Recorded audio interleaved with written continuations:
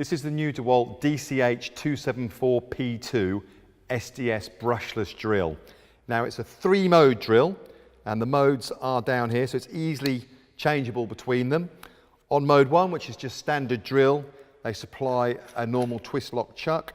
This is removable and you can then replace it with the SDS style chuck. To change into mode 2, so it works as an SDS drill, and then finally round to mode 3, so it works as a chipping hammer with the correct bit used. So back in SDS mode, it's a mega powerful brushless motor which is powered by the XR range of batteries, the 5 amp hour ones, so you've got lots of run time there. The tool itself is very easy to use. You have the twist lock handle, flip from side to side, trigger to get it going, and then forward and reverse is just hidden away here so you don't accidentally bump into it.